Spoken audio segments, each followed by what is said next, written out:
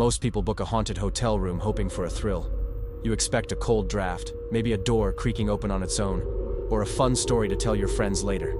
You don't expect to wake up at 3 a.m., paralyzed, staring into a pair of glowing red eyes that want to hurt you. This is the story of what happened to me and my girlfriend during a weekend trip to San Diego that we will never forget.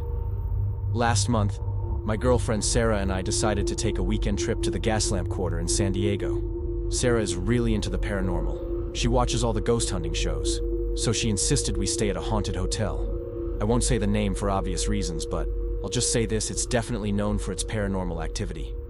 Personally, prior to this experience, I didn't believe in ghosts or the paranormal. As I grew up atheist and as a believer of science and rationality, I told Sarah to not get her hopes up.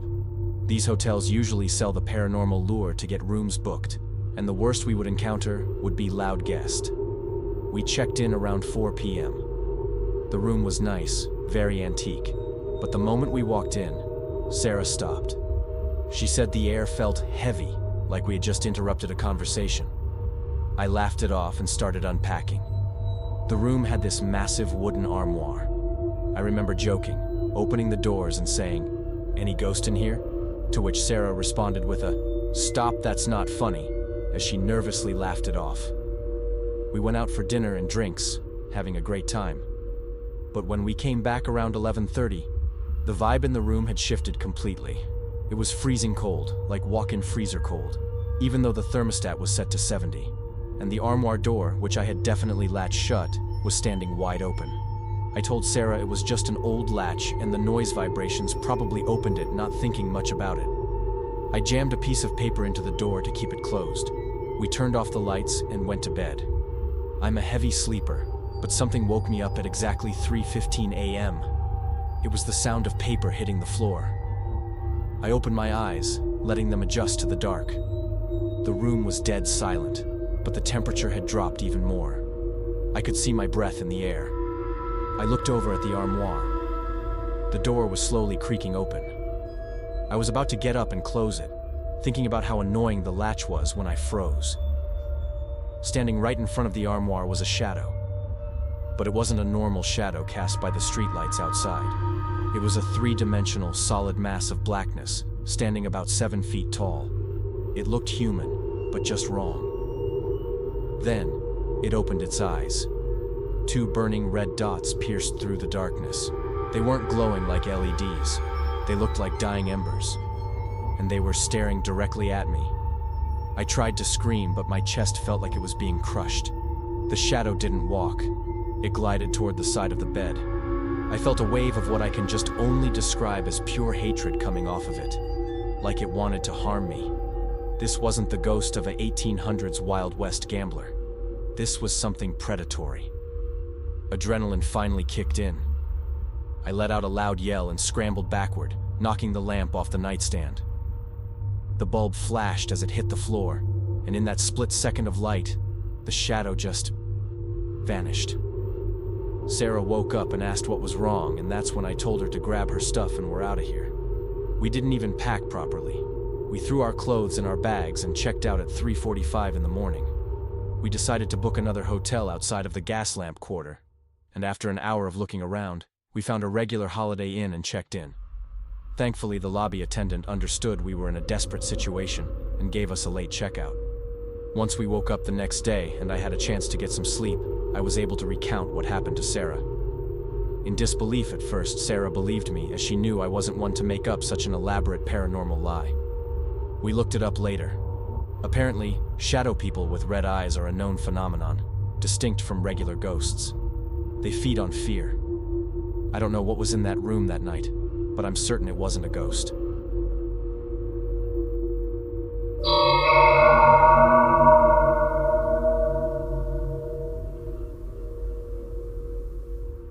This happened during a guy's trip to Las Vegas back in 2015. It was me and my 2 friends Sam and Eric.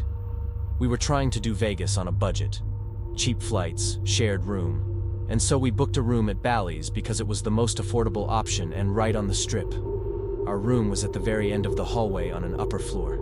The carpet was darker there. The lights buzzed. In particular, this one light in the middle of the hallway. I thought that it was interesting as all the lights were fully on except this one, which was flickering as if it's about to turn off. That wasn't the only thing off about this hotel. The moment we walked in, we smelled it. Smoke. Not fresh, not thick. Old smoke. The kind that lives inside walls. We joked about it at first. Old building. Old ventilation. Cigarette smokers everywhere. We opened the room window, dropped our bags, and left for the night. When we came back around 2 a.m., the smell had changed. It was sharper now. Bitter. It caught in the back of your throat. My friend joked that it smelled like someone had just put out a cigarette right as we walked in. That's when we noticed the scorch mark on the wall, a faint brownish stain above one of the headboards. Barely visible unless you stared at it. At 3 a.m. is when the banging started. One deep thud, like something heavy hitting the wall from the inside. We froze. Another bang, closer. Then a slow series of knocks. Uneven, panicked. Like someone trying to get attention without strength. We yelled at the wall. Nothing answered. Then the sound moved. It dragged itself along the wall, stopping every few feet. Thud, scrape, thud. The smoke smell thickened so fast it felt impossible. Our eyes started burning. One of my friends started coughing and swore he could hear someone else coughing too, but muffled, trapped, from inside the room. That's when we grabbed our phones and ran down to the front desk. The front desk clerk didn't interrupt us not once, as we frantically explained what just happened. When we finished, she asked for our room number and went quiet. Then what she said next made all our hearts drop.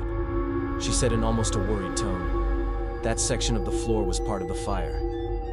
Years ago, there was a huge fire at the hotel, and unfortunately, some of the guests didn't make it out. The floor we were staying in was one of the floors that was destroyed in the fire. Apparently, we weren't the first guests to have a paranormal experience in this room. The front desk clerk said the room regularly has complaints and ghost encounters. We asked why the room was still in use. She hesitated, then said, "Because it's Vegas," in almost a sad tone. We asked to check out. She asked if we were sure, as this was a busy weekend and that there would be no refund.